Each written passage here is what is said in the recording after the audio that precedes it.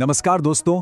आज के इस नए एक्सप्लेनर में हम एक बहुत ही दिलचस्प सफर पर निकलने वाले हैं। देखिए, जब भी राजस्थान की बात आती है तो एकदम से दिमाग में क्या आता है? बड़े बड़े किले, विशाल रेगिस्तान, राजा महाराजाओं की शान, है ना? लेकिन सच बताऊं तो राजस्थान की जो असली विरासत है ना, वो सिर्फ इन पत्थरों और तलवारों तक ही सीमित नहीं है। वो शब्दों पर भी उतनी ही मजबूती से टिकी हुई है।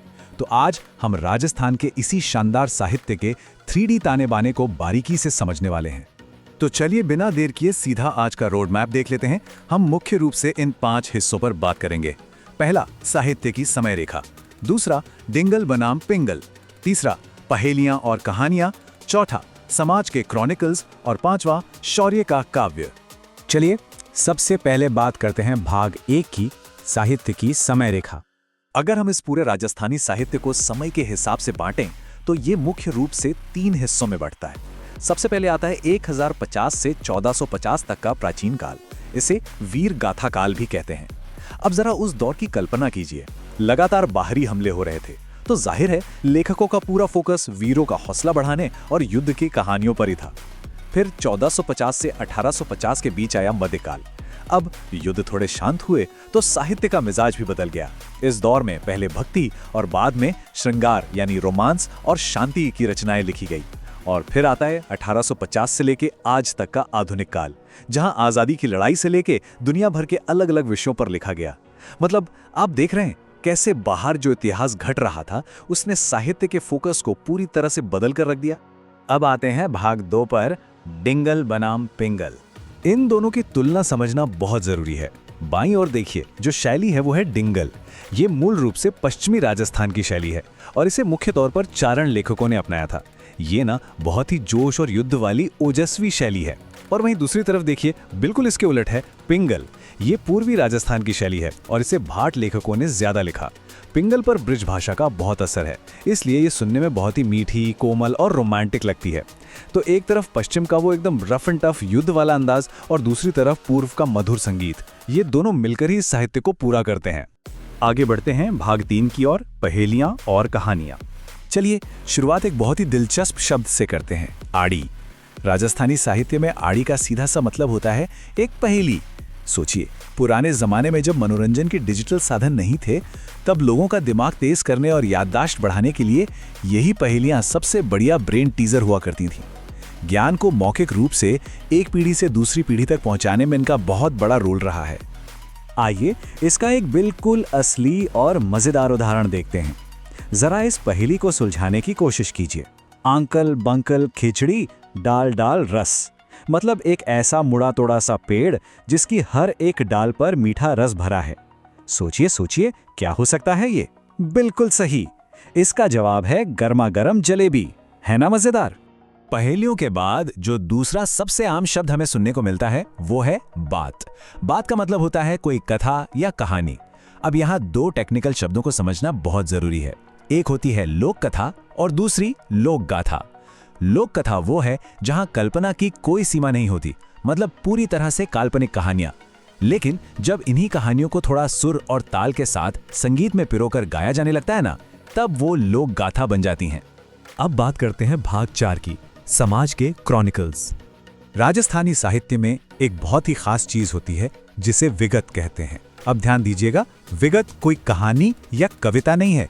ये एक क्षेत्र का बहुत ही डिटेल्ड प्रशासनिक और सामाजिक आर्थिक दस्तावेज होता है।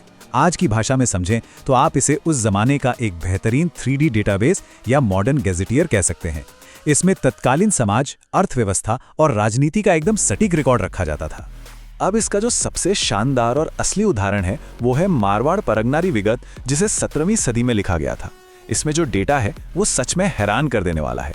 इसमें उस समय की जनसंख्या के आंकड़े, टैक्स और रेवेन्यू के पूरे रिकॉर्ड्स, खेती में क्या क्या उगाया जा रहा है उसकी जानकारी और पूरा का पूरा प्रशासनिक ढांचा दर्ज है। मतलब जरा सोचकर देखिए, 17वीं सदी में भी लोगों के पास इतना एडवांस्ड और well organised record keeping system मौजूद था। इन क्रॉनिकल से थोड़ा आगे बढ़े तो हमें साहित्य का एक बहुत ही कड़ा और गणितीय रूप देखने को मिलता है, जिसे कहते हैं वचनिका। ये गद्य और पद्य यानी प्रोज और पोइट्री का एक मिक्सचर है, लेकिन इसकी सबसे बड़ी खासियत होती है इसका तुकंत। तुकंत का मतलब है पंक्तियों के आखिर में समान आवाज आना, जैसे राइमिंग। लेकिन रुकिए, ये सिर्फ राइमिंग तक सीमित नहीं है। इसमें एक बहुत ही सख्त गणितीय नियम फॉलो किया जाता है। हर लाइन में या तो 8 मात्राएं होनी चाहिए या फिर 18 मात्राएं। साहित्य के अंदर इस लेवल का मैथमेटिकल डिसिप्लिन लिटरली हैरान कर देने वाला है। और अब हमारे इस एक्सप्लेनर का आखिरी हिस्सा, भाग 5, शौर्य का काव्य। यहाँ हम बात करेंगे रासों की। देखिए, रासो कोई ऐसी वैसी आम कविता नहीं है, ये अपने आप में एक महाकाव्य है, एक ग्रैंड रॉयल क्रॉनिकल। इसका पूरा फोकस किसी राजा के जीवन के उस बहुत ही विशाल और एपिक स्केल पर होता है। मतलब उसकी कीर्ति, उसकी बड़ी बड़ी फौजी जीतें और उसने जो भव्य निर्माण कार्य करवाएं, उनका एकदम डिटेल्ड बखान इसमें किया जाता है। और रासो का जो सबसे मशहूर रियल वर्ल्ड उदाहरण है वो है पृथ्वीराज रासो। पिंगल शैली में लिखा गया ये ग्रंथ सिर्फ किसी राजा की तारीफ नहीं करता, बल्कि ये शब्दभेदी बाण की एक रोंगटे खड़े कर देने वाली कहानी है। चलिए जरा उस सीन को इमेजिन करते हैं। राजा पृथ्वीराज बंदी हैं, उनकी आंखें निकाल ली गई हैं और वो अपने सबसे बड़े दुश्मन के दरबार में खड़े हैं। आइए देखते हैं कि ये पूरी नाटकीय घटना स्टेप बाय स्टेप कैसे हुई। राजा पृथ्वीराज को अंधा करके बंदी बना लिया गया है। ऐसे मुश्किल वक्त में उनके दोस्त और कवि चंद बरदाई अपनी कविता की लाइनों के जरिए दुश्मन मोहम्मद गौरी की एकदम सटीक दूरी और दिशा बता देते हैं। 4 बांस 24 गज 8 अंगुल प्रमाण।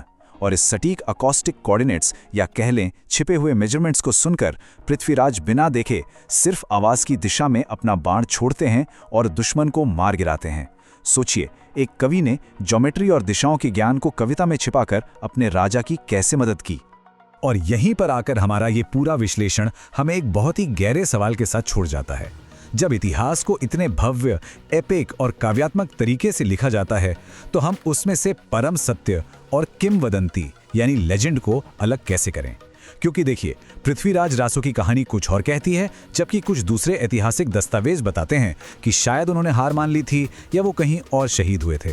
खैर, इतिहास के पन्नों का असल सच जो भी हो, लेकिन एक बात तो पूरी तरह साफ है, राजस्थानी साहित्य की ये विरासत आज भी उतनी ही जिंदा और हमें सोचने पर मजबूर कर देने वाली है।